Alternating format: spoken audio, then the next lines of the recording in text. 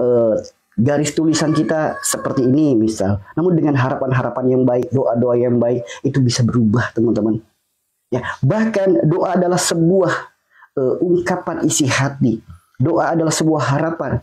Ingat ya, doa, memohon, mendoakan itu sesuatu yang berbeda teman-teman ya. Bukan tidak semua yang memohon itu doa. Doa itu adalah permohonan.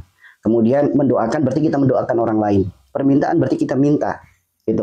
Jadi ini harus dipahami ya. Makanya orang kalau bangun tidur sudah diawali dengan doa-doa yang baik, pasti satu hari itu pasti akan dilimpahkan kebaikan.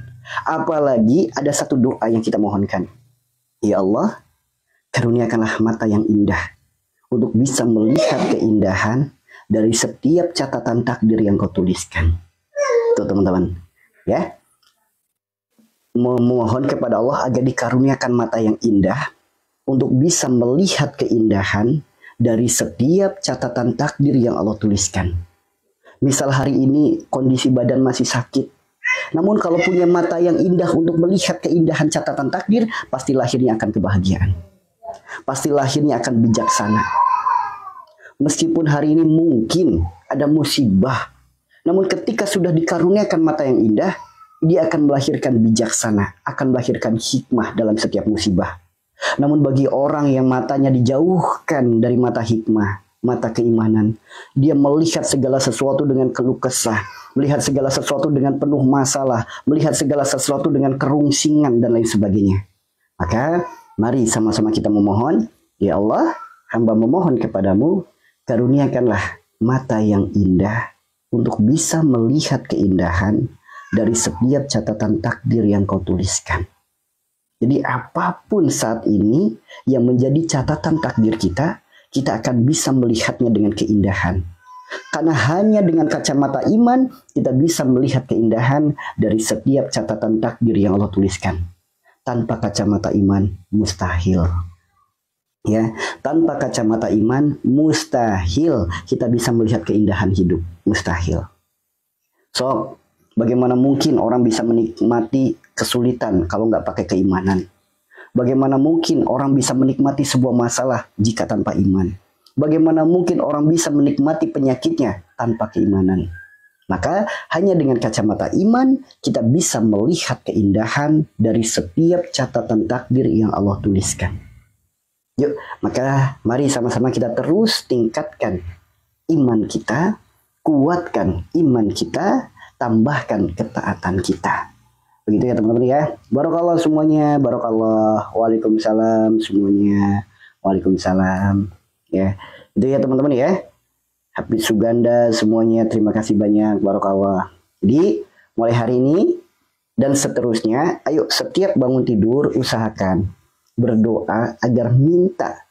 Kita berdoa minta agar diberikan mata yang indah untuk bisa melihat keindahan dari setiap catatan takdir yang Allah tuliskan. Barakallah Ibu Nurlina ya. Jadi apapun kisah hidup kita, kita akan bisa mengambil hikmahnya. Sehingga apa? Kita bisa menata hati. Karena barang siapa yang menata hatinya, Allah akan tata kehidupannya. Namun ketidakpandaian kita dalam menata hati akan menjadi masalah-masalah berikutnya. Nah, dengan kacamata iman, dengan mata yang indah, melihat keindahan setiap catatan takdir, apapun yang Allah berikan untuk diri kita akan melahirkan kebahagiaan. Sehingga kita mudah menata hati kita. Sok, orang kalau nggak bisa menata hati, ada masalah dikit, langsung amarah, langsung benci, langsung emosi. Sok, akan berdampak buruk pada diri kita. Berdampak buruk pada kehidupan kita, berdampak buruk pada kesehatan kita. Karena jika segumpal daging itu baik, semuanya akan ikut baik. Jika segumpal daging buruk, yang lain pun akan ikut buruk. Kan sering disampaikan, ketidakpandaian kita dalam menata hati, melahirkan amarah, emosi, nanti dampaknya buruk. Satu, silaturahim bisa jadi rusak.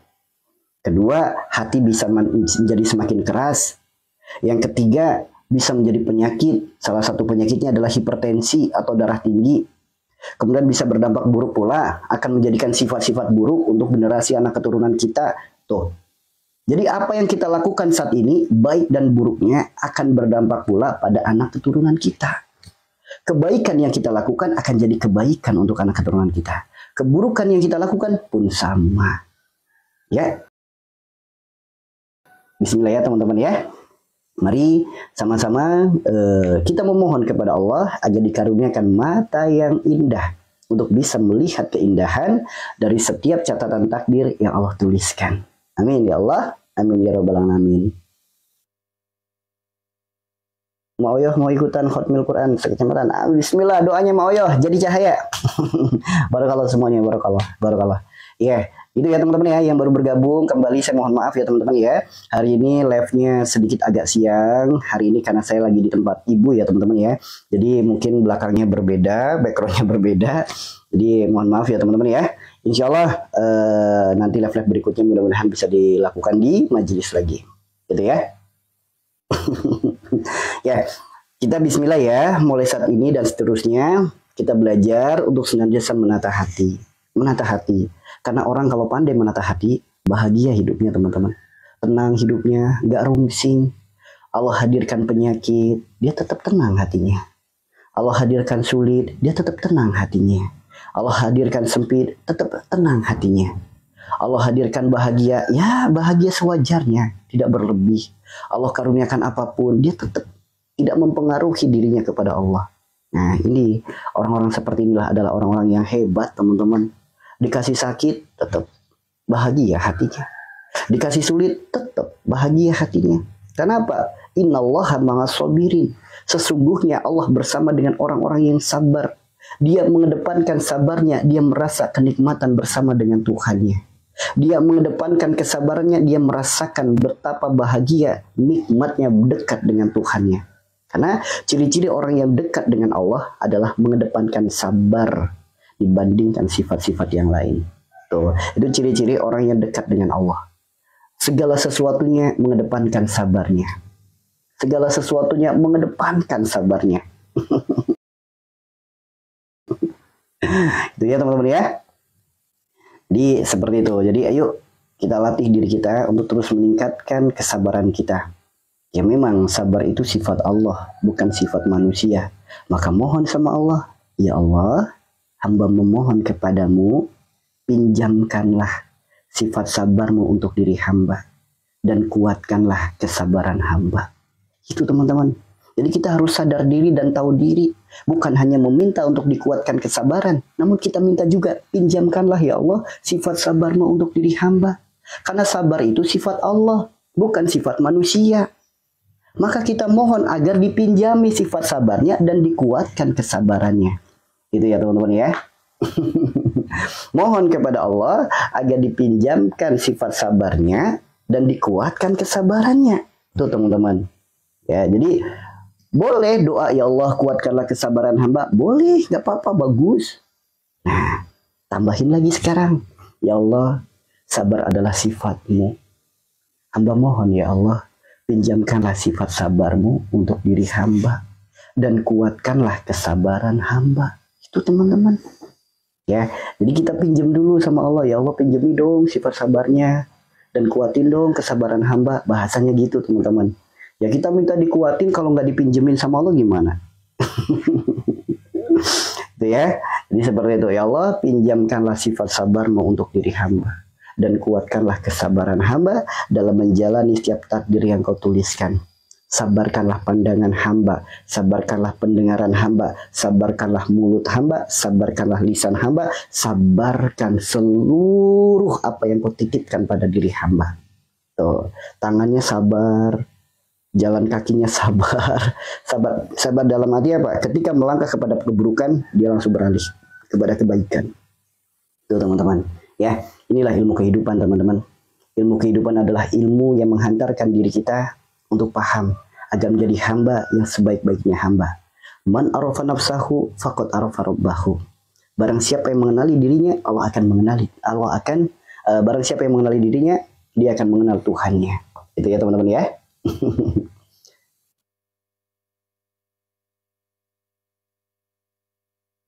Ahmad Ghazali Lubis minta doanya Pak Ustaz supaya saya bisa sembuh dari penyakit ginjalnya. Bismillah.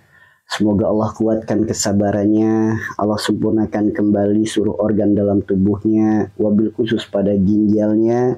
Allah bimbing untuk senantiasa dilembutkan hatinya, dijauhkan dari sifat keras kepala, dijauhkan dari sifat berkeluh kesah. Allah jadikan sakitnya sebagai penggugur dosa. Allah karuniakan sembuh dengan sembuh yang berkah, sembuh yang diiringi dengan keimanan dan ketaatannya kepada Allah. Amin ya Allah, amin ya rabbal alamin. Kalau alergi debu, kenapa Ustadz? Kalau kambuh, saya sampai nggak keluar suara. Gini teman-teman, alergi debu itu ketika debu nempel di kulit jadi gatal, atau ketika mencium debu jadi bersin. Karena beda. Kalau mencium debu jadi bersin itu memang wajar ya. Namun kalau alergi debu bikin kita bersin, bikin kita flu, akhirnya jadi radang tenggorokan, akhirnya jadi sulit berbicara, suara jadi serak. Itu ada penyebabnya. Berawal dari apa? Berawal dari hidung. Nah, hidung itu disebutnya wilayah Nabi Yunus. Sifat dari hidung adalah mencium, mengendus. Sob, renungkan, tafakuri, muhasabahi. Yuk, ada nggak sifat pada diri kita suka mencari-cari kesalahan orang lain? Ada nggak sifat pada diri kita suka mencari-cari kekurangan orang lain? Ada nggak sifat pada diri kita yang sulit percaya dengan pasangan? Overprotective misalnya? Ada nggak? Jika ada sifat-sifat itu, segera istighfari. Karena segala penyakit yang ada pada diri kita, itu adalah buah daripada sifat perilaku perbuatan kita. Salah satu penyebab orang gampang flu, orang alergi debu, alergi bau, dan lain sebagainya, itu karena ada masalah pada penciumannya. Hidung itu sifatnya mengendus, hidung itu sifatnya mencium. Nah, orang dengan memiliki tabiat suka mencari-cari kesalahan orang lain, suka mencari-cari kekurangan orang lain, suka sulit percaya kepada orang lain. Salah satunya sifat overprotective, itu akan muncul penyakit-penyakit seperti itu, teman-teman. Jadi dari sifat kita sendirilah, dari perilaku kita sendirilah yang akan menjadi seperti itu. Nah, kemudian bagaimana jalan sembuhnya? Mudah, teman-teman. Jalan sembuhnya yang pertama, akui kesalahan kita. Ya Allah, ampuni hamba, ampuni segala dosa yang hamba lakukan, terlebih dosa-dosa yang melahirkan prasangka buruk, yang suka mencari-cari kesalahan orang lain, yang suka mencari-cari kekurangan orang lain, yang suka sulit percaya dengan pasangan. Hamba mohon ampunanmu ya Allah, ampuni segala dosa penyebab penyakit ini. Hamba mohon jalan kesembuhan darimu, jadikan ya Allah setiap udara yang hamba hirup, jadikanlah obat untuk segala penyakit pada hidung hamba. Gitu teman-teman. Jadi kita mohon agar udara yang Allah ciptakan ini, yang senantiasa kita hirup, agar dijadikan obat. Berarti nafasnya kita udah terapi. Nafasnya kita udah terapi. Apalagi nafasnya dengan ketaatan. Nafas dengan ketaatan, setiap hembusan nafas, Allah tidak pernah henti dalam kolbunya. Allah. Cepat sembuhnya. Ya, cepat sembuhnya kalau seperti itu. Ya, cepat sembuhnya. Kalau biduran sering kambuh, gimana solusinya? Biduran pun bagian daripada alergi. Biduran itu termasuk penyakit gatal, di mana setiap gatalnya langsung berkelompok, membuat tanda yang berkelompok. Kadang sekalinya digaruk membentuk garukan, kadang berkumpul di mana-mana. Ya, Bismillah. Ketika biduran itu penyakit kulit. Nah, segala penyakit yang berkaitan dengan kulit ada dua penyebabnya. Satu, penyakit disebabkan karena kurang pandainya kita dalam menjaga kebersihan tubuh. Yang kedua, penyakit yang disebabkan karena adanya sifat atau tabiat yang menjadikan gatal. Disebutkan dalam kitab Thariqus Syifa, tabiat daripada gatal adalah dicontohkan, digambarkan sebagaimana seekor binatang yang namanya kera yang memiliki sifat serakah. Nah, orang ketika ada sifat serakah dalam dirinya, pasti akan muncul penyakit gatal-gatal dalam tubuhnya. Ya, orang yang memiliki sifat serakah dalam hidupnya pasti akan muncul penyakit-penyakit gatal dalam tubuhnya. Ya, contoh penyakit gatal itu kan banyak banget ya, banyak banget jenisnya. Maka solusinya adalah memohon ampun kepada Allah akan adanya sifat-sifat serakah. Boleh jadi ketika biduran itu ternyata satu keluarga kena semua. Boleh jadi ada hak orang lain yang pernah direnggut oleh orang tua kita. Atau mungkin ada hak orang lain yang kita anggap itu adalah milik kita. Yang paling sederhana saja, ada tetangga ngantar makanan, piringnya lupa belum dikembaliin, kita anggap itu piring kita. Nah, itu bisa jadi penyebabnya gatal, teman-teman. Itu bisa jadi penyebab gatal. Ya, itu bisa jadi penyebab gatal. Itu seperti itu. Ada hak orang lain ada pada diri kita, itu juga bisa jadi penyebab gatal. Tuh, ya. Jadi solusinya bagaimana? Solusinya yang pertama yaitu dengan kita memohon ampun kepada Allah dari segala sifat-sifat serakah kita, kemudian memohon jalan kesembuhan dari Allah agar menjadikan setiap air yang kita pakai untuk mandi sebagai jalan kesembuhannya, apalagi berkafarot. Nah, karena kafarot itu untuk melepas segala ikatan, segala belenggu yang sudah pernah kita lakukan dari ucapan, janji, dan sumpah yang bisa membersihkan jiwa, akal, hati, dan roh kita. Tuh, puasa kafarot. Ya. Saya jadi ingat salah satu jamaah kami. Beliau itu salah satu jamaah aktif sekali. Mungkin peserta pelatihan mungkin kenal dengan beliau. Awal-awal kenal majelis, beliau itu punya masalah. Dalam arti masalah itu, setiap kali bepergian, ketika di jalan berdebu segala macam, nggak pakai lama, langsung biduran. Sampai akhirnya nanya solusinya gimana dan apa sebagaimana. Nah, sebagaimana yang tadi disampaikan dipraktekkan sama beliau.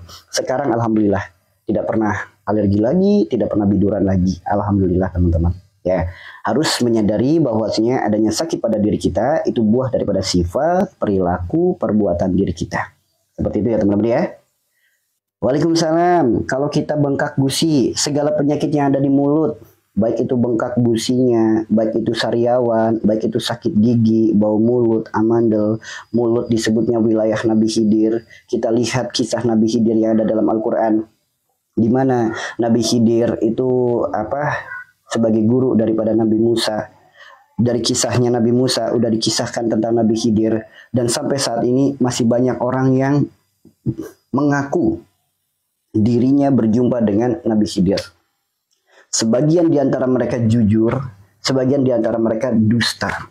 Inilah perkara dusta yang akan menjadi penyakit-penyakit pada mulut kita. Orang yang mudah sekali berbohong, menyampaikan sesuatu tidak pada kenyataannya, itu pun bisa jadi penyakit-penyakit pada mulut kita. Salah satunya amandel, kemudian bau mulut, sakit gigi, sariawan, gusi bengkak, dan lain sebagainya. Lantas solusinya bagaimana? Memohon ampun kepada Allah dari ucapan-ucapan dusta. Kemudian saat berwudu, saat kumur-kumur, perbanyak istighfar. Perbanyak istighfar saat kumur-kumur. Nggak usah buru-buru, kumur-kumur jangan kayak anak kecil. Jangan kayak gitu. Kumur-kumur dulu. Sambil direnungi, ingat dosa-dosa perjalanan hidup, dosa-dosa ucapan, sambil diistighfari. Tuh.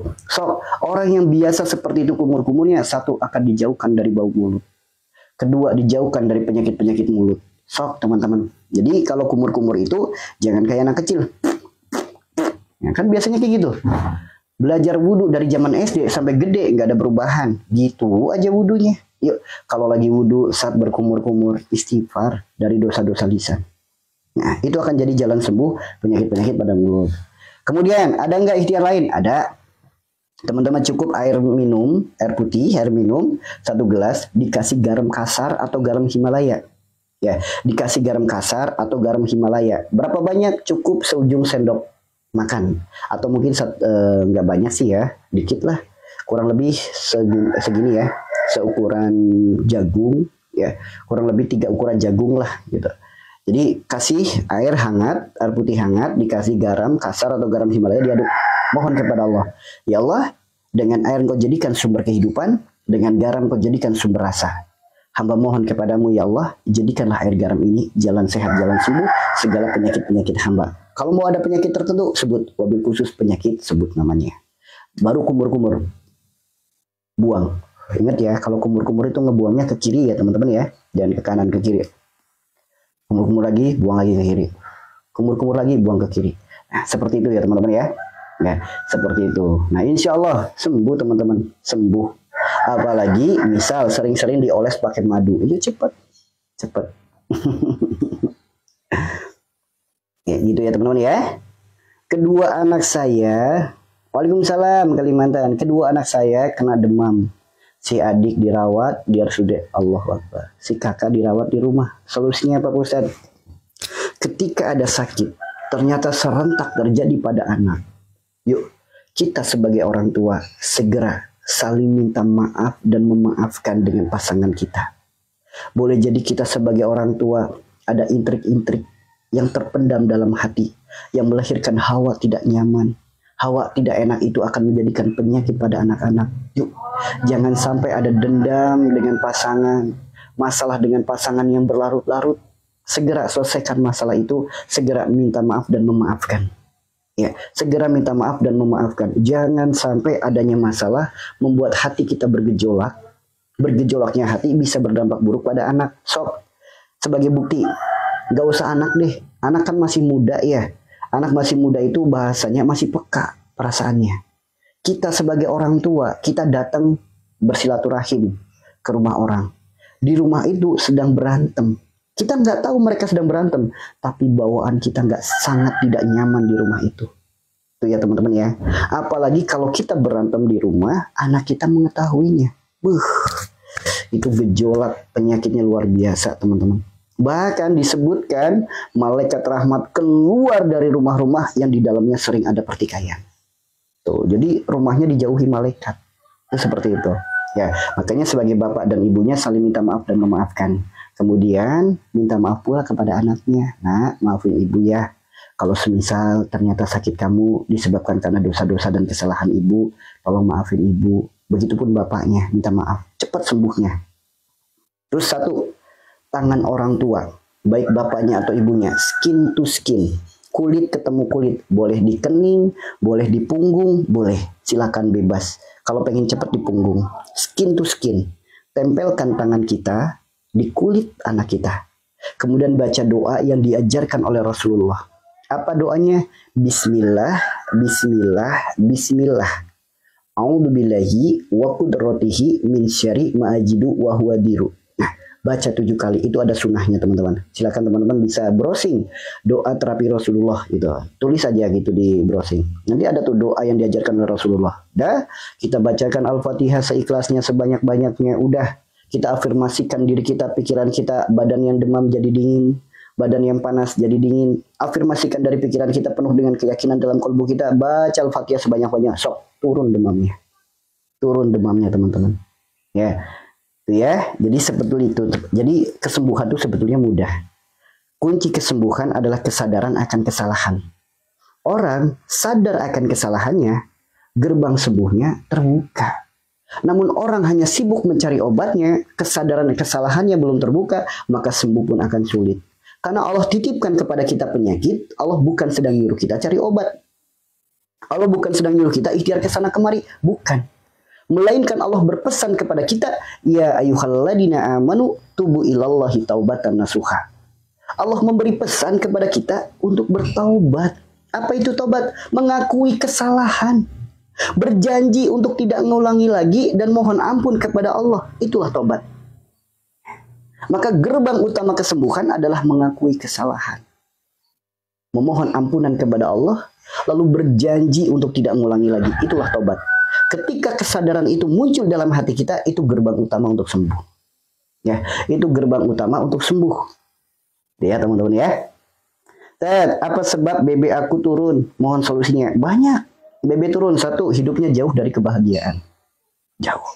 Kenapa hidupnya jauh dari kebahagiaan? Dia menempatkan kebahagiaan pada mulut orang lain. Gampang tersinggung dengan ucapan orang lain. Menempatkan kebahagiaan pada sikap, perilaku, perbuatan orang lain. Selalu bergantung kepada lingkungan. Dia pengen berubah, lingkungan tidak mendukung, lingkungan yang disalahin. Nah, yang kedua, dia memiliki penyakit yang suka menyalah-nyalahkan makanan. Mau makanan ini, takut nanti asam lambungnya kambuh. Mau makan ini lagi, takut. Mau makan ini, mau makan itu, takut. Nah, pilih-pilih makanan sama saja zolim pada diri sendiri. Ya memilih kalau yang antara halal dan haram, bagus. Udah ada makanan halal, nggak mau makan ini, pantang makan itu, pantang makan ini. Nah, itu akan menjadi kurusnya badan. Semakin kurus, karena Pak, tubuh kita itu punya hak. Hak untuk istirahat, hak untuk diberikan makan. Di mana makanan itu butuh protein, butuh vitamin, butuh gizi, butuh nutrisi. Kalau hak itu tidak dipenuhi, maka tubuh akan mengecil. Mengecilnya tubuh akan menjadi penyakit 1001 sensasi. Kadang muncul kepala keleyengan, kadang muncul nafas pendek, kadang muncul detak jantung yang kenceng, kadang muncul asam lambung, kadang muncul BAB berdarah, kaki gemetar, badan pegelinu. Sob, ngalamin itu enggak? Berawal dari apa? Tidak bahagia. Tuh teman-teman. Berawal dari tidak bahagia. Kenapa tidak bahagia?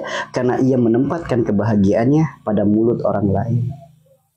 Ia menempatkan kebahagiaannya pada sikap, perilaku, perbuatan orang lain. Tuh teman-teman.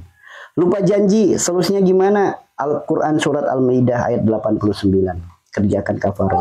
Ya, silakan dibuka Al-Qurannya surat Al-Maidah ayat 89. Bisa bagi makanan, bisa bagi pakaian, bisa dengan tenaga ataupun berpuasa. Ya teman-teman ya. Waalaikumsalam. Apa doa suami yang sudah meninggal? Ya Allah, Engkaulah Rabb yang maha menggenggam jiwa suami hamba. Hamba mohon ya Allah, doa hamba dari istri yang mencintainya. Hamba mohon ampuni segala dosa semasa hidupnya. Ampuni segala salah dan khilafnya. Lapangkanlah alam kuburnya, terangi alam kuburnya, bahagiakanlah alam kuburnya. Engkaulah Rabb yang maha pengampun. Hamba mohon ya Allah, ampunilah segala dosa-dosanya. Engkaulah Rabb maha pemilik kebahagiaan. Hamba mohon ya Allah, bahagiakanlah di alam kuburnya. Ya, doakan seperti itu. Doa itu nggak mesti dengan harus bahasa Arab teman-teman. Nggak. Kata siapa doa harus bahasa Arab? Kata siapa doa harus bahasa Arab? Doa itu ungkapan isi hati, bukan hafalan. Bukan. Sok, teman-teman, ketika berdoa karena hafal doanya, apa karena ungkapan isi hati?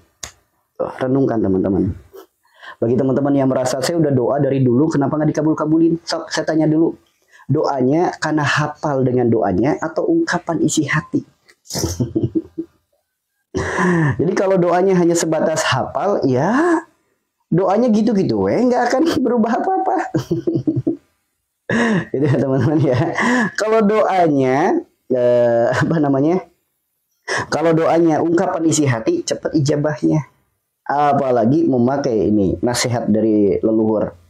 Mandining dungo, beninge ati, jujure laku. Mustajabnya doa tergantung dari kejernihan hati dan jujurnya perilaku. Sekarang ini orang mau makan, Allahumma barik lana fima razaqtana wa qina azabannar. Saya tanya, itu doa apa? Doa makan. Di dalamnya yang dimohonkan apa? Nggak tahu. Nah, itu berarti hafalan. Itu berarti hafalan kalau seperti itu. Maka doa itu pakai bahasa sendiri aja. Supaya kita tahu apa yang sedang kita doakan, apa yang sedang kita mohonkan. Nggak mesti harus pakai bahasa Arab. Kalau bisa bahasa Arab, tahu isi makna dan di dalamnya, ya silahkan. Gitu ya. Namun kalau nggak tahu bahasa Arab, hanya menghafalkan doanya saja, ya. Jadi doanya itu ibarat kado yang bagus, tapi nggak ada isinya. Hambar doanya. Iya, sayang. Makasih. Sana, Mariam, mam dulu. Iya, oh ini. Ya, nah.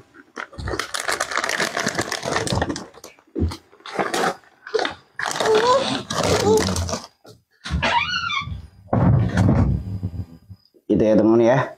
Tolong ulang doanya saat untuk mendoakan almarhum. Gini, kan di Al-Quran kan disebutkan Allah menggenggam jiwa orang yang mati, Allah menggenggam jiwa orang yang tidur. Maka doakan, ya Allah, hamba memohon kepadamu ya Allah, Engkaulah Rabb yang maha menggenggam jiwa. Sebut nama almarhumnya. Hamba mohon ya Allah, doa hamba sebagai anaknya, atau sebagai istrinya, atau sebagai suaminya. Doa hamba ya Allah sebagai istrinya. Hamba mohon ya Allah, ampunilah segala kesalahannya, ampuni segala kekhilafan di masa hidupnya. Terangilah alam kuburnya, bahagiakan di alam kuburnya, lapangkanlah alam kuburnya. Engkaulah Rabb yang maha pengampun. Hamba mohon ya Allah, ampuni segala dosa-dosanya. Engkaulah Rabb yang maha membahagiakan. Hamba mohon ya Allah, bahagiakanlah di alam kuburnya. Itu teman-teman.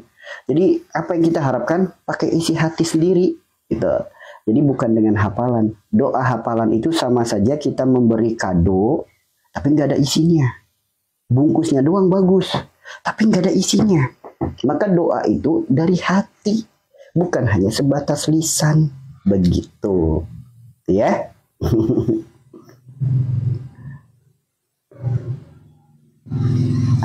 Apa solusinya? Badan sakit semuanya. Saya dan suami sakitnya sama. Ada asam lambung nggak? Ada asam lambung nggak? munculnya sakit-sakit pada badan, pegel linu dan lain sebagaimana. Nah, gini teman-teman. Ketika kita melakukan aktivitas tidak sepenuh hati, melakukan pekerjaan tidak sepenuh hati, menjalani kehidupan tidak sepenuh hati. Satu, tidak lillah. Kedua, tidak disiplin waktu. Tidak disiplin waktu itu apa? Udah datang panggilan sholat, sering menunda-nunda. Itu bisa bikin jadi sakit badan.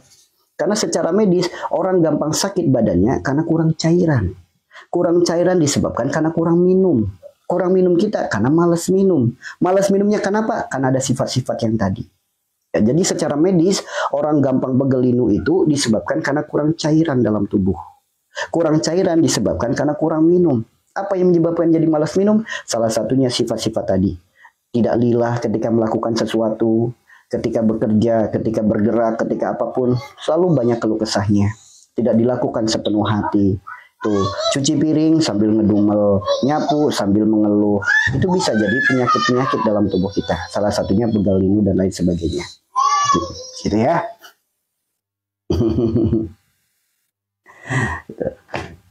Pengen tahu cara puasa kafarat? Puasa kafarat adalah puasa yang dikerjakan 3 hari berturut-turut.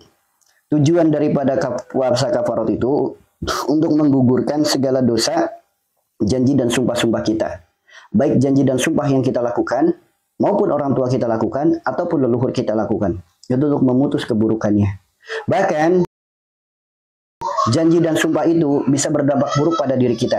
Bahkan ancamannya sangat jelas, tertulis dalam Al-Quran surat Al-Imran ayat 77. Apa sih ancaman bagi orang yang melakukan janji dan sumpah? Apa sih ancamannya? Allah berfirman dalam Al-Quran surat surat Al-Imran ayat 77. Maaf, surat apa ya? Yunus ayat 77. Allah berfirman, Allah tidak akan menyapanya, Allah tidak akan memberikan tempat di akhirat, Allah tidak akan memperhatikannya, dan Allah tidak akan mensucikannya. Itu teman-teman. Ya, jadi bahayanya bagi orang-orang yang melakukan janji dan sumpah tidak akan diberikan tempat di akhirat, tidak akan disapa, tidak akan diperhatikan, dan tidak akan disucikan. Itu seperti itu teman-teman. Puasa kafarat harus dilakukan seminggu sekali ya Pak Ustadz, karena dosa saya kan banyak. Boleh. Ya Al-Quran surat Al-Imran 77. Boleh seminggu sekali boleh, seminggu 2 kali boleh.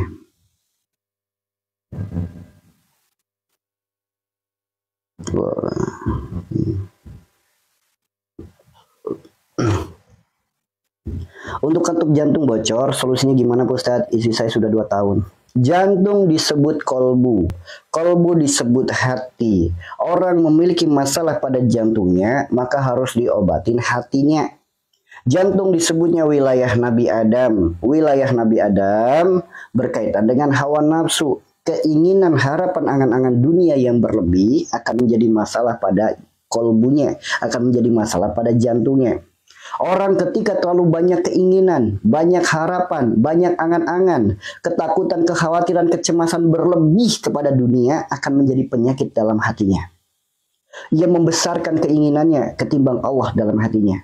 Membesarkan harapannya, angan-angannya, dunia selalu dibesarkan dalam hatinya. Nah, itu akan menjadi masalah pada jantungnya. Lantas bagaimana solusi untuk ngobatin penyakit jantung? Jantung disebut kolbu, kolbu disebut hati, maka obati hatinya. Apa itu obat hati? Obat hati itu ada 5 perkara. Yang pertama baca Quran dan maknanya.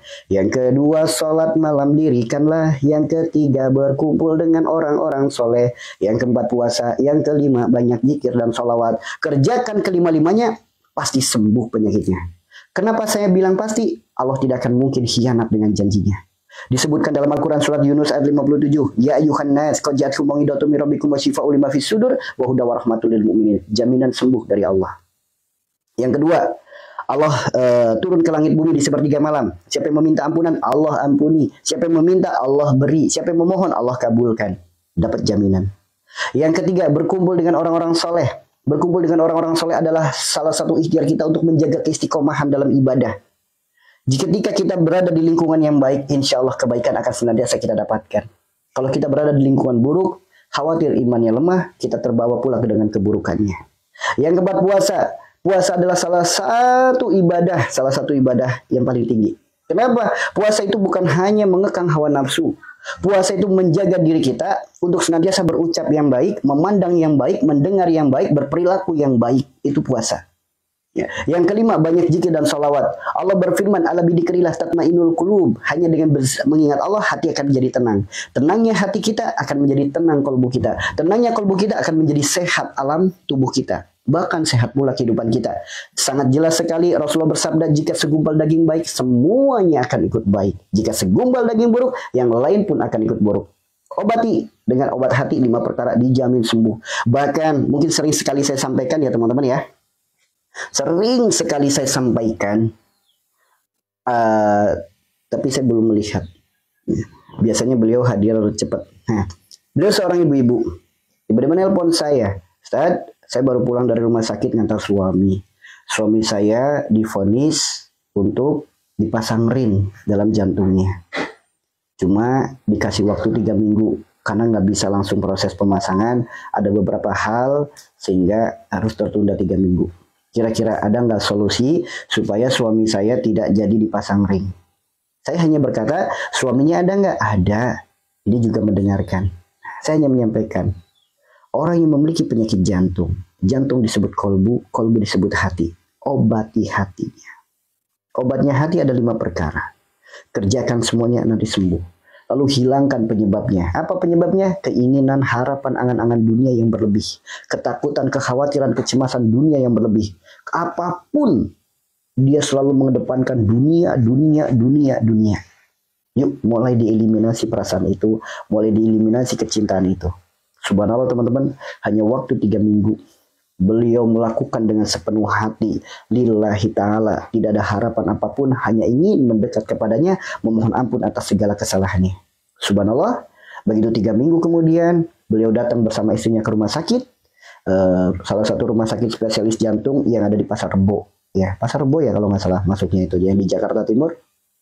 Nah, beliau udah membawa siap lah intinya. Udah siap mau nginep untuk operasi. Begitu masuk ke rumah sakit, dicek sama dokternya, dinyatakan sehat dan sembuh. Sehingga apa? Tidak jadi dipasang ring. Karena dokter menyatakan jantungnya normal, jantungnya sehat. Ya, itu teman-teman. Ada kan rumah sakit spesialis jantung kalau nggak salah di Pasar Rebo ya, Jakarta Timur itu. Habis Pasar Rebo belok kanan lurus, flyover kalau nggak salah. Lupa saya. Tuh, jadi seperti itu. Siapapun yang memiliki penyakit jantung, jika ingin sembuh dari penyakitnya, yuk obati hatinya. Jantung disebut kolbu, kolbu disebut hati. Wujudnya hati atau kolbu adalah jantung, bukan liver yang kayak gini, bukan. Ya, wujud daripada hati atau kolbu adalah jantung kita.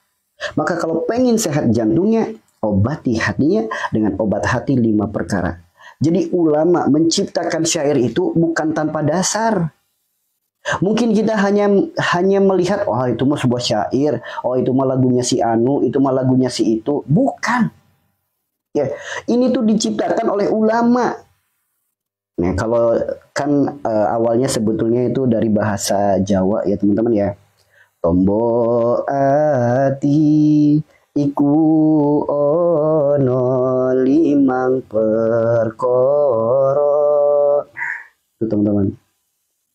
Kaping pisan moco Quran lan maknani. Kemudian diadopsi oleh Opik kalau nggak salah ya. Kemudian dijadikan bahasa Indonesia. Itu bukan tanpa dasar. Itu semua ada dasarnya. Semua bersumber dari Al-Quran. Teman-teman.